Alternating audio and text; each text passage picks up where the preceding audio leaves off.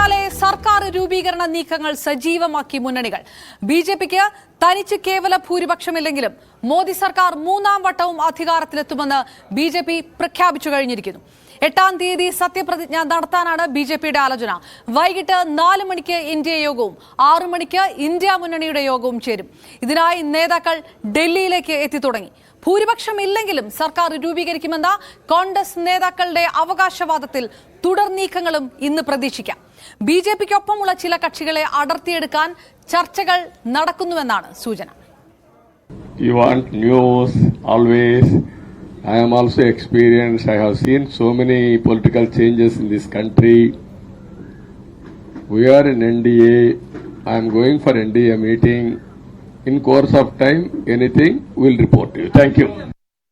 के खिलाफ वोट किया गया है, संविधान लोकतंत्र को बचाने के लिए वोट किया गया है, तो हमको लगता है कि अभी जनता जो है मालिक है और हम लोगों को अब जो बैठक है शाम में, उसके बाद देखते हैं क्या निर्णय होता है.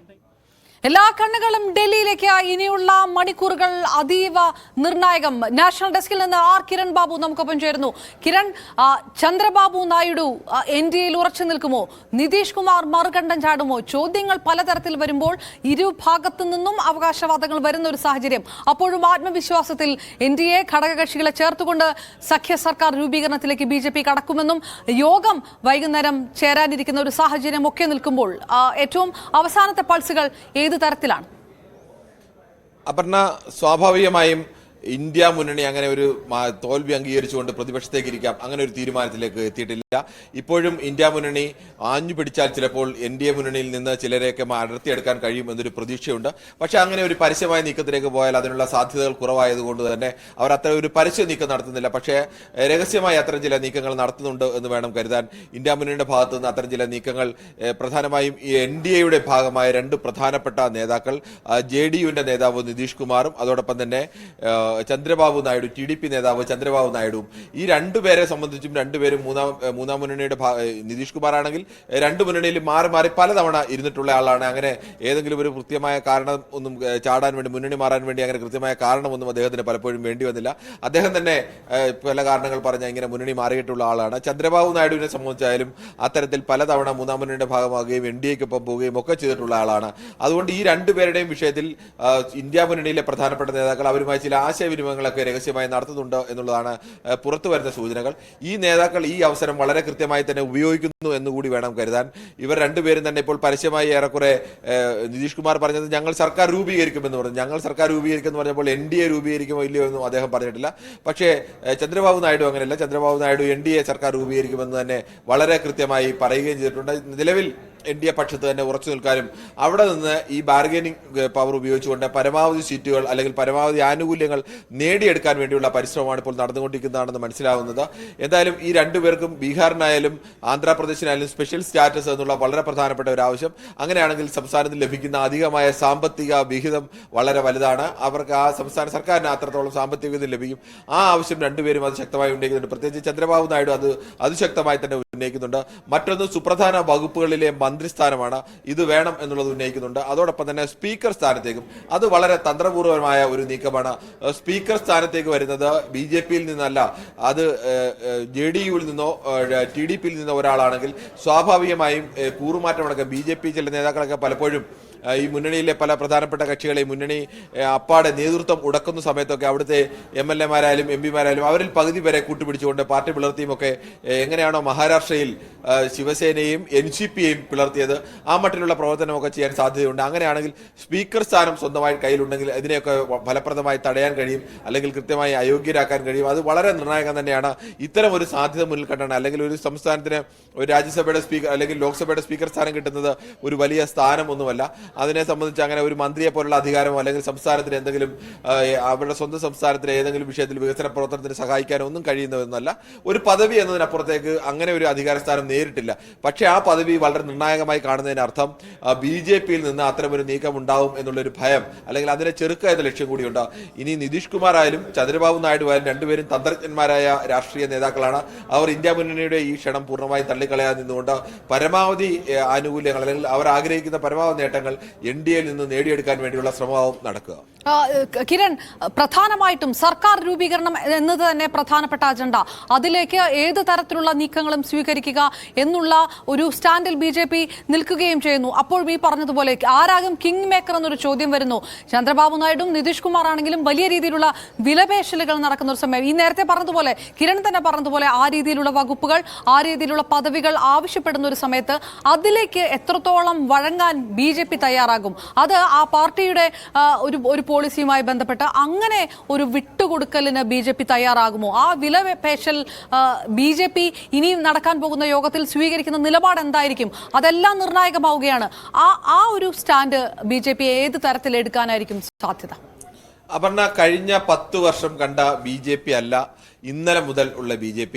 ആ കഴിഞ്ഞ 10 വർഷവും BJPക്ക് സ്വന്തം നിലയിൽ ആധിപത്യം ഉണ്ടായിരുന്നു, സ്വന്തം നിലയിൽ തീരുമാനമെടുക്കാനുള്ള കഴിവുണ്ടായിരുന്നു, സ്വന്തം നിലയിൽ മറ്റേത് ഘടകകക്ഷി പിണങ്ങിപ്പോയാലും അവർക്ക് യാതൊരുവിധ പ്രശ്നങ്ങളുമില്ലാത്ത ഭൂരിപക്ഷം BJPക്ക് ഉണ്ടായിരുന്നു. പക്ഷേ ഇന്നലത്തെ തെരഞ്ഞെടുപ്പ് അവസാനിച്ചതോടുകൂടി BJPക്ക് ആ അപ്രബാധിത്യം, എന്ത് തീരുമാനം സ്വയം എടുക്കാനും ഞങ്ങളുടെ കൂടെ നിൽക്കുന്നവർക്ക് വേണമെങ്കിൽ കൂടെ നിൽക്കാം, അനുസരിച്ച് കൂടെ നിൽക്കാം എന്നുള്ളൊരു തീരുമാനത്തിലെടുക്കാൻ കഴിയില്ല. ഘടകകക്ഷികളുടെ നിലപാട് നിർണായകമാണ്. ചന്ദ്രബാബു നായിഡുവിനെ ആയാലും നിതീഷ് കുമാറിനെ ആയാലും പിണക്കാൻ കഴിയില്ല. അവർ രണ്ടുപേരും BJPക്കൊപ്പം നിന്ന് അവിടെ വിജയിക്കാൻ കഴിഞ്ഞെങ്കിൽ രണ്ടുപേരും സ്വാഭാവികമായും കണക്കാക്കുന്നത് ഞങ്ങൾക്കൊപ്പം നിന്നതുകൊണ്ടാണ് BJPക്ക് അവിടെ ഈ നേട്ടമുണ്ടായത്, ഞങ്ങൾ മറുഭാഗത്തായിരുന്നെങ്കിൽ നിങ്ങൾക്ക് ഈ നേട്ടം ഉണ്ടാകുമായിരുന്നില്ല എന്നതുകൂടി അവർ ഓർമ്മിപ്പിക്കും. സ്വാഭാവികമായും അവർ BJPയെ പോലെ തന്നെ BJPയിലെ ഇപ്പോഴത്തെ പ്രധാന നേതാക്കളൊക്കെ കളിക്കുന്നതിനേക്കാൾ അല്ലെങ്കിൽ അതിന്റെ ഒരു പടി കൂടി കൂടുതൽ ഇത്തരം രാഷ്ട്രീയ കളികൾ പല ഘട്ടത്തിലായി കളിച്ചിട്ടുള്ളവരും അതിലൊക്കെ വിജയിക്കുകയും പലപ്പോഴും പരാജയപ്പെടുകയും ഒക്കെ ചെയ്ത വലിയ അനുഭവ പരിചയമുള്ള ആളുകൾ തന്നെയാണ് ഈ ചന്ദ്രബാബു നായിഡു ആയാലും നിതീഷ് കുമാർ ആയാലും. ചന്ദ്രബാബു നായിഡു ഒക്കെ മൂന്നാം മുന്നണിയുടെ തുടക്കകാലത്ത് അതിന്റെ രൂപീകരണത്തിലൊക്കെ ഏറ്റവും നിർണായകമായ പങ്ക് വഹിച്ച ആളാണ്. അവിടെ നിന്ന് ഒറ്റച്ചാട്ടത്തിന് NDAയിലേക്ക് പോയ ആളാണ്. വീണ്ടും തിരിച്ച് മൂന്നാം മുന്നണിയിലേക്ക് വരികയും അങ്ങനെ കാലാകാലങ്ങളിൽ ഏത് രാഷ്ട്രീയമാണോ അല്ലെങ്കിൽ ഏത് മുന്നണിയാണോ ഏത് സംവിധാനമാണോ പ്രയോജനപ്പെടുക അതിനെയൊക്കെ പ്രയോജനപ്പെടുത്തുകയും കനത്ത നേട്ടങ്ങൾ ഉണ്ടാക്കുകയും കനത്ത തിരിച്ചടികൾ നേരിടുകയും അതിനെ മറികടന്ന് വീണ്ടും ആന്ധ്രാപ്രദേശിൽ മടങ്ങി വരികയും ഒക്കെ ചെയ്ത ആളാണ് ചന്ദ്രബാബു നായിഡു. അതുകൊണ്ട് തന്നെ ചന്ദ്രബാബു നായിഡു ആയാലും നിതീഷ് കുമാർ ആയാലും BJPക്ക് കഴിഞ്ഞ തവണത്തെ പോലെ അവരുടെ അധികാരം ഉപയോഗിച്ചുകൊണ്ട്, ഭൂരിപക്ഷം ഉപയോഗിച്ചുകൊണ്ട് അവരെ നിയന്ത്രിക്കാൻ കഴിയില്ല. എങ്ങനെയാണോ UPA സർക്കാരിൻ്റെ ഒക്കെ കാലത്ത് കോൺഗ്രസിന് ഈ പാർട്ടികളെല്ലാം കൂട്ടിയോജിപ്പിക്കാൻ വേണ്ടി വിട്ടുവീഴ്ചയൊക്കെ ചെയ്യേണ്ടി വന്നത്, അല്ലെങ്കിൽ ഇവരൊക്കെ കൂട്ടിയോജിപ്പിക്കേണ്ടി വന്നത്, അത്തരം കാര്യങ്ങളിൽ അവർക്ക് വിട്ടുവീഴ്ച ചെയ്യേണ്ടി വരും. ഇവർക്ക് ചില കാര്യങ്ങൾക്കൊക്കെ വഴങ്ങിക്കൊടുക്കേണ്ടി വരും. അതുകൊണ്ട് പൂർണ്ണമായും ഇവരെ തള്ളിക്കളഞ്ഞാൽ ഇവർക്ക് മറുകണ്ഠം ചാടുന്നതിന് യാതൊരു മടിയുമില്ല, അല്ലെങ്കിൽ മറുകണ്ഠം പോകുന്നതിന് അവരെ സംബന്ധിച്ച് അവരുടെ മുന്നിൽ യാതൊരു തടസ്സങ്ങളുമില്ല. അതുകൊണ്ട് തന്നെ ഇവരെ ഒപ്പം നിർത്തുക എന്നുള്ള വലിയ വെല്ലുവിളിക്ക് മുന്നിൽ കൂടിയാണ് BJP ഇപ്പം നിൽക്കുന്നത്. കിരൺ, ചന്ദ്രബാബു നായിഡു, നിതീഷ് കുമാർ, നമുക്ക് രണ്ടായി തന്നെ വേർതിരിച്ചു നോക്കുകയാണെങ്കിൽ ഇന്ത്യ മുന്നണിക്കൊപ്പമല്ല താൻ NDAയ്ക്കൊപ്പം നിൽക്കുമെന്ന് ചന്ദ്രബാബു നായിഡു ആവർത്തിച്ചിരിക്കുന്ന ഒരു സാഹചര്യം, ഏറ്റവും പുറത്ത് വന്നിരിക്കുന്ന പരാമർശവും അത് തന്നെയാണ്.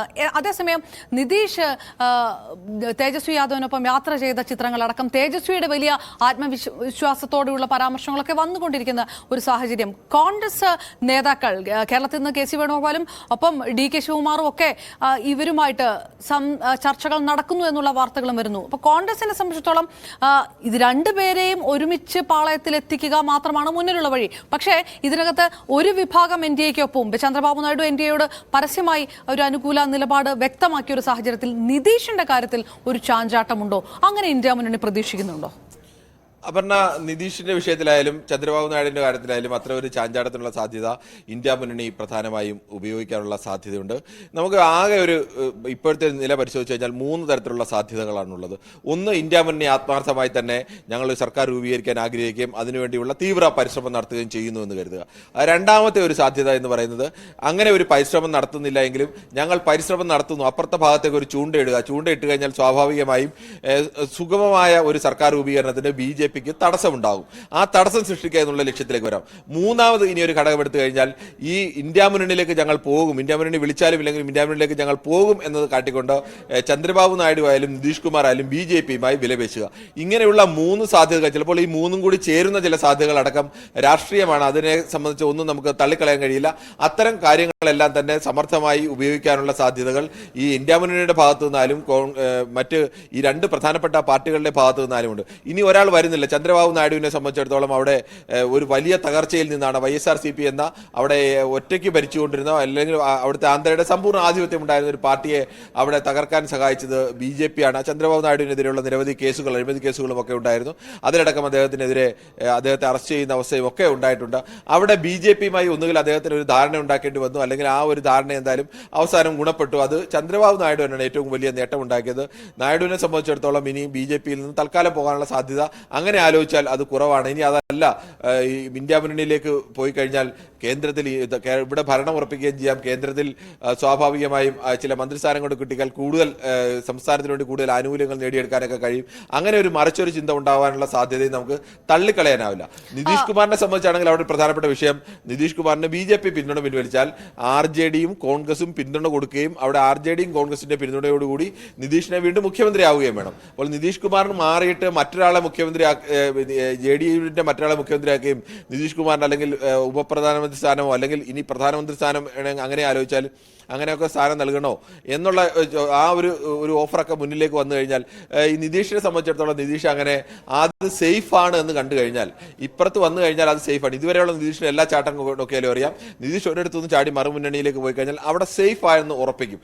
അങ്ങനെ സേഫ് ആണെന്ന് ഉറപ്പ് കിട്ടിക്കഴിഞ്ഞാൽ ഈ നിതീഷ് ചാടില്ല എന്നൊന്നും നമുക്ക് പറയാൻ കഴിയില്ല. റൈറ്റ്. അതോടൊപ്പം തന്നെ കിരൺ, ഇനിയിപ്പോൾ NDAയുടെ ആത്മവിശ്വാസം കണക്കിലെടുത്തുകൊണ്ട് ഒരു സർക്കാർ രൂപീകരണ ഘട്ടത്തിലേക്ക് നീങ്ങുകയാണ് എന്നൊരു വിശകലനങ്ങളിലേക്ക് വരികയാണെങ്കിൽ സ്വാഭാവികമായിട്ടും BJPയുടെ മുന്നിൽ ഏതെങ്കിലും തരത്തിലുള്ള ഒരു അജണ്ട മാറ്റം ഉണ്ടാകുമോ? ഇപ്പോൾ ഹിന്ദി ഹൃദയഭൂമിയിലുണ്ടായ തിരിച്ചടി, മോദി പ്രഭാവം മങ്ങിയെന്നുള്ള ഒരു തിരിച്ചറിവ്, സ്വാഭാവികമായിട്ടും ഈ അധികാരം വരുമ്പോൾ തന്നെ അതിലെ ഒരു ഹൈറാർക്കി മാറാനുള്ള സാധ്യത ഏതെങ്കിലും ഘട്ടത്തിൽ എവിടെയെങ്കിലും പ്രവചിക്കപ്പെടുന്നുണ്ടോ? അപർണ, രണ്ട് കാര്യങ്ങളാണ് ഈ തെരഞ്ഞെടുപ്പ് ഫലം BJPയെ സംബന്ധിച്ച് വ്യക്തമാക്കുന്നത്. ഒന്ന്, മോദി തരംഗം എന്നത് രാജ്യത്ത് എവിടെയും ഉണ്ടായിട്ടില്ല. രണ്ട്, മോദി ഗ്യാരണ്ടി എന്ന് പറയുന്ന അജണ്ട രാജ്യത്ത് വർക്ക് ചെയ്തിട്ടില്ല. BJPക്ക് ഇപ്പോൾ ഘടകകക്ഷികളുടെ സഹായത്തോടുകൂടി NDAയിലെ കക്ഷികളുടെ സഹായത്തോടുകൂടി അനായാസം ഭരിക്കാൻ കഴിയുന്ന ഈ 292 എന്ന് പറയുന്ന മാന്യമായ ഒരു ഭൂരിപക്ഷമുണ്ട്. അവിടെ ഭരണം സാധ്യമാകും. പക്ഷെ അവിടെ കഴിയാത്ത ഒരു കാര്യം, BJPക്ക് ഒറ്റയ്ക്ക് ഭൂരിപക്ഷമില്ല എന്നതാണ്. ഒറ്റയ്ക്ക് ഭൂരിപക്ഷമില്ലെങ്കിൽ BJPക്ക് ഇപ്പോൾ അയോധ്യയിലെ രാമക്ഷേത്രം നിർമ്മിച്ചതും കശ്മീരിനെ 300 പ്രത്യേക പദവി മാറ്റിയതും ഒക്കെ അങ്ങനെയുള്ള വിഷയങ്ങളിൽ സ്വാഭാവിക. ഇപ്പോൾ CAA നടപ്പാക്കിയത്, CAA നടപ്പാക്കുന്ന വിഷയത്തിൽ നിതീഷ് കുമാർ ഉണ്ടെങ്കിൽ നിതീഷ് കുമാറിനെ ഒപ്പം നിർത്തിക്കൊണ്ട് CAA നടപ്പാക്കുക എന്ന് പറയുന്നത് അസാധ്യമാണ്. അദ്ദേഹം മറിച്ചൊരു സ്റ്റാൻഡ് എടുക്കും, ഞങ്ങൾ ഇത് പറ്റില്ല എന്നുള്ള സ്റ്റാൻഡ് എടുക്കും. അങ്ങനെ സ്റ്റാൻഡ് എടുത്തു കഴിഞ്ഞാൽ ചിലപ്പോൾ മറുകണ്ഠം ചാടാനുള്ള സാധ്യതയൊക്കെ ഉണ്ട്. അതുകൊണ്ട് അത്തരം വിഷയങ്ങളിൽ BJP ഇനിയിപ്പോൾ മറ്റൊരു കാര്യം പറഞ്ഞാൽ BJPയെ സംബന്ധിച്ച് ഒരു വിശാലമായ സംഘപരിവാർ അജണ്ട എന്നൊക്കെ പറയുന്നത് പോലെ ഇന്ത്യൻ ഭരണഘടനയിൽ ചില ഭേദഗതികൾ എന്നതിനപ്പുറത്തേക്ക് പ്രധാനപ്പെട്ട ഇത്തരം അല്ലെങ്കിൽ വോട്ടാവുന്ന പ്രധാനപ്പെട്ട അജണ്ടകളൊക്കെ അവർ ഏറെക്കുറെ നടപ്പാക്കി എന്ന് വേണം കരുതാൻ. അതുകൊണ്ട് അത്തരം വിഷയങ്ങൾ കാര്യമായി ഉയരുന്നില്ല. BJPക്ക് അങ്ങനെ ഒരു ഭൂരിപക്ഷം ഉണ്ടാവുകയും ഇങ്ങനെ ഒരു ഭരണം ലഭിക്കുകയും ഒക്കെ ചെയ്തു കഴിഞ്ഞാൽ സ്വാഭാവികമായും കൂടുതൽ ആനുകൂല്യങ്ങൾ കേന്ദ്രത്തിൽ നിന്ന് വാങ്ങിയെടുക്കാൻ നിതീഷ് കുമാറിനും കഴിയും, അതോടൊപ്പം തന്നെ ചന്ദ്രബാബു നായിഡുവിനും കഴിയും. അവർ രണ്ടുപേർക്കും സംസ്ഥാന ഭരണം കൂടുതൽ സുഗമമായി കൊണ്ടുപോകാനും കഴിയും. അതുകൊണ്ട് അവർ റിസ്ക് എടുക്കാനുള്ള സാധ്യത സ്വാഭാവികമായും കുറവാണ്. അല്ലെങ്കിൽ റിസ്ക് എടുക്കാനുള്ള അതിനപ്പുറത്തേക്കുള്ള നേട്ടങ്ങൾ അവർക്ക് വാഗ്ദാനം ചെയ്യപ്പെടുകയോ ഉണ്ടാകുമെന്ന് അവർക്ക് ബോധ്യപ്പെടുകയോ ഒക്കെ വേണം. BJPയെ സംബന്ധിച്ച് എന്തായാലും ഇവരെ കൂടി വിശ്വാസത്തിലെടുത്തുകൊണ്ട് മാത്രമേ സുപ്രധാന വിഷയങ്ങളിൽ ഇനി തീരുമാനമെടുക്കാൻ കഴിയൂ. അതോടൊപ്പം തന്നെ അങ്ങനെ ഒരു തീരുമാനത്തിലേക്ക് BJP കടക്കുമ്പോഴും ദക്ഷിണേന്ത്യയിൽ BJP ഉണ്ടാക്കിയ നേട്ടം, നേരത്തെ തന്നെ ദക്ഷിണേന്ത്യയിലെ 129 സീറ്റുകൾ നോക്കി കണ്ടുകൊണ്ട് നടത്തിയ പ്രചാരണം, അതിൽ BJP കടന്ന ആ ഒരു നേട്ടമുണ്ട്. അത് ദക്ഷിണേന്ത്യയെ കൂടുതൽ ഫോക്കസ് ചെയ്യാൻ ഇനി വരുന്ന തെരഞ്ഞെടുപ്പുകൾ, കേരളത്തിലടക്കമുള്ള വരുന്ന തദ്ദേശ തെരഞ്ഞെടുപ്പുകളടക്കം കൂടുതൽ കൃത്യമായി പ്രചാരണം നടത്താൻ, കൂടുതൽ ആഴത്തിൽ വേരോട്ടം ഉണ്ടാക്കാൻ, ആ തരത്തിലുള്ള ഒരു പ്രവർത്തന ശൈലിയിലേക്ക് കടക്കാൻ കൂടി BJP ഒരു തീരുമാനമെടുക്കുകയില്ലേ? ആ തരത്തിലേക്കുള്ള പ്രവർത്തനങ്ങൾ ദക്ഷിണേന്ത്യയിലേക്ക് വ്യാപിപ്പിക്കാനുള്ള ഒരു സാധ്യത അത് ഏത് തരത്തിൽ കൂടിയായിരിക്കും കേന്ദ്ര നേതൃത്വം ആലോചിക്കുക? പ്രധാനമായും ഈ തെരഞ്ഞെടുപ്പിന്റെ തുടക്കത്തിൽ തന്നെ നമുക്ക് ഇപ്പോൾ വിലയിരുത്തിയാൽ കൃത്യമായും കുറെ കൂടി വ്യക്തമായും ബോധ്യമാവുന്നത് ഈ തെരഞ്ഞെടുപ്പിൽ ഉത്തരേന്ത്യയിൽ ഒരു വലിയ തിരിച്ചടി ഉണ്ടാകുമെന്നത് നരേന്ദ്രമോദിയും അമിത്ഷായും ഒക്കെ തിരിച്ചറിഞ്ഞിരുന്നു എന്ന് വേണം കരുതാൻ. അതുകൊണ്ട് തന്നെയാണ് ഇതുവരെ കടന്നു കയറാൻ പ്രയാസമുള്ള സംസ്ഥാനങ്ങളിലേക്ക്, ദക്ഷിണേന്ത്യയിലേക്ക് തുടർച്ചയായി നരേന്ദ്രമോദി വരികയും ഈ ദക്ഷിണേന്ത്യയിൽ നിന്ന് പരമാവധി സീറ്റുകൾ നേടാൻ വേണ്ടിയുള്ള വലിയ പരിശ്രമം നടത്തുകയും ഒക്കെ ചെയ്തത്. ബംഗാളും അങ്ങനെയാണ് കണ്ടത്. അവിടെ തമിഴ്നാട്ടിലും ബംഗാളിലുമൊക്കെ ഇടിച്ചു കയറാൻ കഴിയുമെന്നൊരു വലിയ പ്രതീക്ഷ BJPക്ക് ഉണ്ടായിരുന്നു. BJP അത്തരത്തിലുള്ള വലിയ പരീക്ഷണങ്ങളൊക്കെയാണ് ബംഗാളിലായാലും തമിഴ്നാട്ടിലായാലും ഒക്കെ നടത്തിയത്. കേരളത്തെ സംബന്ധിച്ച് അവർക്ക് അക്കൗണ്ട് തുറക്കുക എന്നതിനപ്പുറത്തേക്ക് വലിയൊരു നേട്ടം ഉണ്ടാക്കാൻ കഴിയില്ലെന്ന് അവർക്ക് ആ ഒരു ബോധ്യമുണ്ട്. പക്ഷേ അങ്ങനെയല്ല. തമിഴ്നാടിനെ സംബന്ധിച്ചായാലും ബംഗാളിനെ സംബന്ധിച്ചാലും അവിടെ കൃത്യമായി പ്രവർത്തിച്ചാൽ, അവിടെ ഒരു ഹിന്ദുത്വ അജണ്ട വർക്ക് ചെയ്താൽ, ഒരു ഹിന്ദുത്വ വികാരത്തിലേക്ക് അവിടുത്തെ ജാതി സമവാക്യങ്ങൾക്ക് അപ്പുറത്തേക്ക് കൊണ്ടുവരാൻ കഴിഞ്ഞാൽ അവിടെ ഹിന്ദുത്വ വികാരം ഇളക്കിക്കൊണ്ട് ഒരു വലിയ നേട്ടമുണ്ടാക്കാമെന്നുള്ള പ്രതീക്ഷയുണ്ടായിരുന്നു. പക്ഷേ ദക്ഷിണേന്ത്യയിലെ തമിഴ്നാട് അതിനെ പൂർണ്ണമായും തള്ളിക്കളഞ്ഞ് BJP-യെ നിലംപരിശാക്കുന്ന ഒരു അവസ്ഥയിലേക്കാണ്. ഇങ്ങനെ ഒരു പരാജയം ഉണ്ടാകുമെന്ന് ഒരുപക്ഷെ BJP പോലും തമിഴ്നാട്ടിൽ പ്രതീക്ഷിച്ചിട്ടുണ്ടാവില്ല. അവർ 10 സീറ്റ് 15 സീറ്റ് എന്നൊക്കെ പറയുമ്പോഴും 4-5 സീറ്റെങ്കിലും കിട്ടും എന്ന് വിശ്വസിച്ചിരുന്ന ഒരു സ്ഥലമാണ്. അവിടെയാണ് അവരെ സ്റ്റാലിന്റെ നേതൃത്വത്തിൽ ഇന്ത്യ മുന്നണി നിലംപരിശാക്കി വിട്ടത്. ആകെ ദക്ഷിണേന്ത്യയിൽ അവർക്ക് ഒരു നേട്ടം ഉണ്ടാക്കാൻ കഴിഞ്ഞത് ഒന്ന് കർണാടകയിൽ കോൺഗ്രസ് ഭരിക്കുമ്പോഴും ആ ഭരണത്തിനെതിരെ വികാരമില്ലാത്തപ്പോഴും കർണാടകയിൽ ഒരു പരിധിവരെ പിടിച്ചു നിൽക്കാൻ കഴിഞ്ഞു. 20 സീറ്റ് എന്നൊക്കെ പറയുമ്പോൾ 28 സീറ്റുകൾ അത് പിടിച്ചു നിൽക്കാൻ കഴിഞ്ഞു എന്നുള്ളത് വലിയ നേട്ടം തന്നെയാണ് BJP-യെ സംബന്ധിച്ച്. മറ്റൊരു തന്ത്രപരമായ നീക്കത്തിലൂടെ നേടിയ ഏറ്റവും പ്രധാനപ്പെട്ട ഒരു നേട്ടം അത് ആന്ധ്രാപ്രദേശിലാണ്. ആന്ധ്രാപ്രദേശിൽ TDP-യുമായി ഉണ്ടാക്കിയ സഖ്യം NDA-ക്ക് വലിയ നേട്ടമാണ്. BJP-യേക്കാളേറെ വലിയ നേട്ടമാണ് ഉണ്ടാക്കിയത്. അതോടൊപ്പം തന്നെ തെലങ്കാനയാണ്. തെലങ്കാനയിൽ കഴിഞ്ഞ തവണ 4 സീറ്റ് മാത്രമായിരുന്നെങ്കിൽ അത് TRS തകർന്നപ്പോൾ ആ TRS-ന്റെ ഒരു ഭാഗത്തെ വോട്ടെങ്കിലും സ്വന്തം പോക്കറ്റിലേക്ക് എത്തിച്ചുകൊണ്ട് അത് 8 സീറ്റാക്കി ഉയർത്താൻ കഴിഞ്ഞതും BJP-യെ സംബന്ധിച്ച് നേട്ടം തന്നെയാണ്. അത് ഈ ദീർഘകാലമായി അവർ നടപ്പാക്കിയ ശ്രദ്ധിച്ച് നടപ്പാക്കിക്കൊണ്ടിരുന്ന അല്ലെങ്കിൽ ആ തുടർച്ചയായ പരിശ്രമത്തിന്റെ കൂടി ഫലമാണ് ദക്ഷിണേന്ത്യയിൽ ഈ തരത്തിൽ അവർക്ക് ഒരു നേട്ടമുണ്ടാക്കാൻ കഴിഞ്ഞത്. റൈറ്റ്. ഇനി ഒറ്റ കാര്യം കൂടി കിരൺ, അതായത് ഇന്ത്യ മുന്നണിയെ സംബന്ധിച്ചിടത്തോളം മുന്നോട്ട് ഏറ്റവും വലിയ വിജയത്തിലേക്ക് എത്താൻ കഴിഞ്ഞില്ലെങ്കിലും ഉണ്ടായിട്ടുള്ള ആ വിജയം അത് അധികാരം കിട്ടുന്നില്ലെങ്കിൽ പോലും, സർക്കാർ രൂപീകരണത്തിനുള്ള ഒരു സാധ്യത ഇല്ലെങ്കിൽ പോലും വളരെ വലിയ വിജയമായിട്ട് കണക്കാക്കുന്ന ഒരു സാഹചര്യം, ശക്തമായ ഒരു പ്രതിപക്ഷമായിട്ട് തുടരുക, അങ്ങനെ ഒരു ഓപ്ഷനിലേക്ക് കടക്കുകയാണെങ്കിൽ അതിൽ ഏത് തരത്തിലായിരിക്കും, അതിൻ്റെ അമരക്കാരായിരിക്കും, ആ തരത്തിലുള്ള ചർച്ചകളും ഒരുപക്ഷെ ഇന്ത്യ മുന്നണിയിൽ ഇനി അവസാന ഘട്ടത്തിലായിരിക്കും അങ്ങനെ ഒരു ഘട്ടത്തിലേക്ക് പോകുക. അതിലെന്തെങ്കിലും ഒരു പക്ഷേ ഇതുവരെയുള്ള പാറ്റേണിൽ നിന്ന് വ്യത്യസ്തമായിട്ട് ഇനി എന്തെങ്കിലും പ്രവചിക്കേണ്ടതായിട്ടുണ്ടോ, വിശകലനം ചെയ്യേണ്ടതായിട്ടുണ്ടോ? കൂടുതൽ ഈ സമാജ്വാദി പാർട്ടി അടക്കമുള്ളവയ്ക്ക് കൂടുതൽ പ്രാമുഖ്യം വരുന്ന തരത്തിലുള്ള ഒരു മാറ്റത്തിലേക്കൊക്കെ വരാനുള്ള സാധ്യതയുണ്ടോ? അപർണ, എന്തായാലും ഇന്ത്യ മുന്നണിയെ സംബന്ധിച്ച് നിലവിൽ ഈ സർക്കാർ രൂപീകരണത്തിലുള്ള സാധ്യതകൾ ആരായുക എന്ന് തന്നെയാണ് അവരുടെ പ്രഥമ പരിഗണന. അല്ലെങ്കിൽ അനായാസം BJP സർക്കാർ രൂപീകരിക്കുന്നതിന് ചില തടസ്സങ്ങളെങ്കിലും ഉണ്ടാക്കുക, അവിടെ കൺഫ്യൂഷൻ ഉണ്ടാക്കുക, അതിനുള്ള ശ്രമമാവും. അത് കഴിഞ്ഞിട്ടാവും പ്രതിപക്ഷം എന്നുള്ളത്. പ്രതിപക്ഷത്തെ സംബന്ധിച്ചിരിക്കുന്നതിന് ഈ പറയുന്നത് പോലെ അവിടെ വലിയ സ്ഥാനങ്ങളൊന്നുമില്ല. പ്രതിപക്ഷ നേതാവ് എന്നൊരു സ്ഥാനം മാത്രമാണുള്ളത്. അത് സ്വാഭാവികമായും 99 സീറ്റുള്ള കോൺഗ്രസിനാണ്. കോൺഗ്രസ് ഇനി അതല്ലെങ്കിൽ മറ്റേതെങ്കിലും പാർട്ടിക്ക് കൊടുത്താൽ അത് ആർക്ക് കൊടുക്കണമെന്നുള്ള, സമാജ്വാദി പാർട്ടി അല്ലാതെ മറ്റൊരു പാർട്ടിയും ആ തരത്തിലേക്ക് ഉള്ളതില്ല. അവർ അങ്ങനെയുള്ള തീരുമാനങ്ങളൊക്കെ അത് സാധാരണഗതിയിൽ ഉണ്ടാവാൻ പ്രയാസമുള്ള ഒരു തീരുമാനമാണ്. ഭരണം വരുമ്പോൾ അതിൽ ഉണ്ടാകാവുന്ന തർക്കങ്ങൾ പോലെ അല്ലെങ്കിൽ അവകാശവാദങ്ങൾ പോലെ പ്രതിപക്ഷ നിലയിൽ അങ്ങനെ ഉണ്ടാകാനുള്ള സാധ്യതയില്ല. കാരണം പ്രതിപക്ഷ നേതാവ് എന്നുള്ളൊരു സ്ഥാനം മാത്രമാണുള്ളത്. അതിൽ ആർക്ക് വേണമെന്നുള്ളത് പ്രധാനമായും കോൺഗ്രസിന് തന്നെ വരാൻ തന്നെയാണ് സാധ്യത. ഇനി മറിച്ചൊരു തീരുമാനം കോൺഗ്രസും എല്ലാവരുടെ ചേർന്ന് മറ്റൊരാളെ നേതാവായി തീരുമാനിച്ച് അവതരിപ്പിക്കണമെന്നുള്ളതൊക്കെ. എന്നാൽ തൽക്കാലം ആ വിഷയം ചർച്ച ചെയ്യാൻ വേണ്ടിയുള്ള ഘട്ടത്തിലേക്ക് ഇപ്പോൾ എത്തിയിട്ടില്ല. ദേശീയ രാഷ്ട്രീയം ഏത് തരത്തിൽ വിശകലനങ്ങൾ നൽകിയതാണ് R. കിരൺ ബാബു വിശദമായിട്ട്.